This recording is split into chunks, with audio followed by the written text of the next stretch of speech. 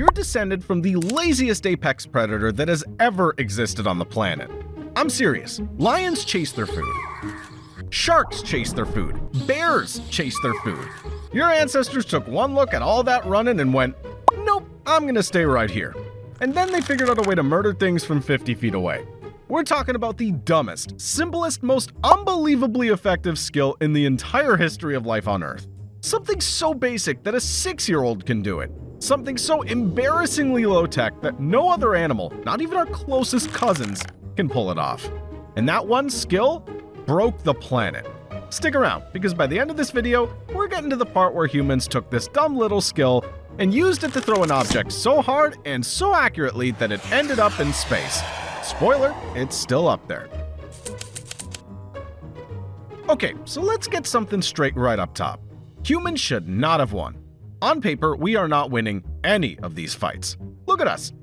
No claws, no fangs, no armor. Skin so thin you could tear it open by falling on a sidewalk wrong. We can't even run very fast. We can't climb very well. We overheat in summer. We freeze in winter. We could be taken out by a single bad oyster. A housecat could end you in a fair fight. And don't tell me it couldn't. You've seen your cat at 3 a.m. It knows. Meanwhile, a silverback gorilla is roughly 6 times stronger than a fully grown human adult. 6 times. That gorilla could fold you in half like a lawn chair and then go finish eating its banana like nothing happened. So how did this end up at the top? Big brain? Sure, but that's the boring answer everyone gives. The actual reason is so much dumber and so much funnier and frankly so much more unfair to every other animal on Earth. We learned how to throw stuff. That's it. That's the whole secret.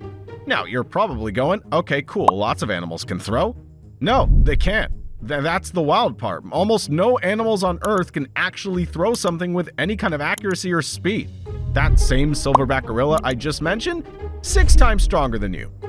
Hand it a baseball and tell it to hit a target 10 feet away. It will, no exaggeration, hit the dirt 3 feet in front of itself. Every time. Every single time. The strongest primate alive throws like a toddler who just woke up from a nap. Chimps, same deal. They can rip your arm off. They cannot, however, hit a barn.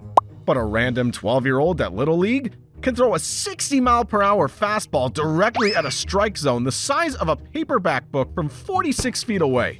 To put that in perspective, a chimp has all the raw power on Earth and aims like it's drunk. A 12-year-old kid eating goldfish crackers between innings is throwing missiles, with his eyes closed, basically. So what happened? Why are we the only species that can do this? Because we made a trade.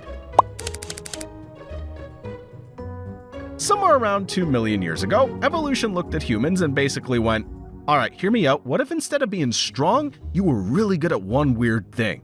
And humans were like, go on. Here's what we gave up. Raw strength, grip power, tree climbing arms, big scary teeth, the whole I could kill you with my bare hands starter pack, gone. Here's what we got instead. A rotating torso, a flexible waist, a shoulder joint that works like a literal slingshot. When you pull your arm back to throw something, your tendons actually store the energy, like winding up a spring.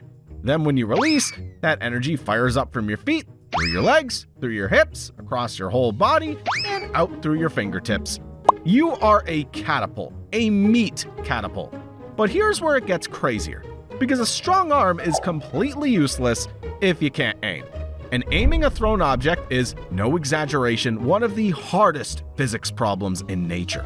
Your brain has to calculate distance, speed, gravity, wind, weight, and exactly which millisecond to let go. If you release the rock 2 milliseconds too late, you miss. Not by a little, by a lot.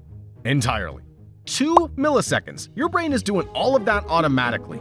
Like you didn't even ask it to. You just look at the target and your brain quietly runs a full physics simulation of a future that hasn't happened yet. It predicts the arc, the drop, the landing, all before the rock even leaves your hand. You have an aimbot, built in, pre-installed at the factory. No other animal has this. Like at all. We checked. This is a human exclusive feature. And yes, before you say it, I know you miss the laundry basket sometimes, but the fact that your brain can even attempt this in real time is genuinely insane. A chimp's brain can't even render the equation, let alone solve it. Now imagine being the first mammoth to find out about this. His name was Carl, and Carl was having a great Tuesday. Carl is 12 feet tall, 6 tons. He's been on this planet for years. Nothing has ever threatened Carl. He eats grass. He stomps around. He takes long, slow naps.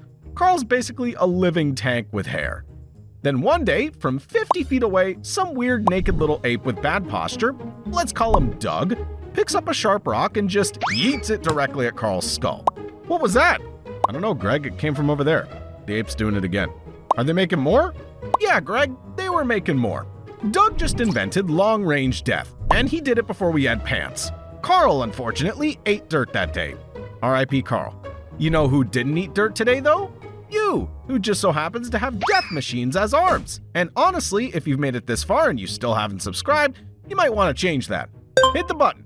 Subscribe or end up like Carl. We're about to get to the part where humans take the same dumb skill and turn it into nuclear weapons. Don't go anywhere. Okay, so Doug throws a rock. Carl dies. Doug eats well that week. But here's what nobody talks about. That single moment, that one specific Tuesday, broke the most important rule in nature. For billions of years on this planet, there was one law every predator had to follow. If you want to kill something, you have to get close to it. A lion has to physically run up to the zebra and bite it. A wolf has to be within arm's reach. Even a snake has to be in striking distance. Close combat was the rule. The risk was the same for everyone. The lion bites the zebra, and the zebra can kick the lion in the face. Every fight was a coin flip. Doug looked at this rule and went, yeah, no, I'm good. And from that moment on, the food chain was broken. You don't even need to be strong anymore. You don't need to be fast. You don't need claws. You just need to be the guy 50 feet away with the better arm. Imagine being a saber-toothed tiger, apex predator, millions of years of evolution, built specifically to murder things. And one day you're hunting a bunch of weird little apes and they form a circle around you and just start spam throwing rocks at your face from every direction. That's not in your instincts. Your instincts say, bite the thing. But the thing isn't near you. The thing is over there, and it's making more rocks happen. Saber-tooths went extinct. Mammoths went extinct. Giant sloths, dire wolves, woolly rhinos, all of them gone, wiped out, mostly by Doug's family reunion. Carl had a lot of cousins. None of them made it either. And then we got bored of just rocks. We sharpened them. We tied them to sticks. Now we had a spear that could be thrown. Then we invented a bendy stick with a string on it so the stick could throw another stick for us. That's a bow and arrow, by the way. We literally invented a machine to do the throwing for us because we couldn't be bothered to keep throwing things ourselves. Pure Doug energy. Then we invented catapults. Big ones. Just enormous rock-yeeting machines. Then guns, which are honestly just very fast, very loud throwing devices when you really think about it. A bullet's just a rock that hates you. Then cannons, then missiles, then cruise missiles, then drones. And then, and I genuinely cannot stress this enough, we got so good at throwing things that we hurled a hunk of metal off this planet, sent it 140 million miles through space, and parked it in orbit around Mars. It's still up there, right now, spinning around a different planet, because we threw it. We're the only animals that figured out how to throw stuff into space. Squirrels can't do that. Lions can't do that. Your dog couldn't even do that if you bribed him with a steak. Just us. Just Doug's descendants. Still throwing. So here's the part that's kind of beautiful and kind of horrifying at the same time. The same dumb little skill that helped your ancestors feed their families is also the reason every war in human history exists. Every arrow ever shot, every bullet ever fired, every bomb ever dropped. It all comes from the same evolutionary trade Doug made 2 million years ago when he decided he didn't feel like fighting Carl up close. We are a species that learned how to kill from across the room. And then we just never stopped. You exist because somewhere down your family tree, somebody hit the target, and somebody else didn't. And nature politely deleted the ones who missed. So next time you toss a piece of popcorn into your mouth from 3 feet away and it actually lands, that's not a coincidence. That's 2 million years of evolution congratulating you for keeping the streak alive. Subscribe for more, or end up like Carl. I'll see you in the next one. And if you ever feel useless, just remember, your brain ran a physics calculation today and didn't even charge you for it.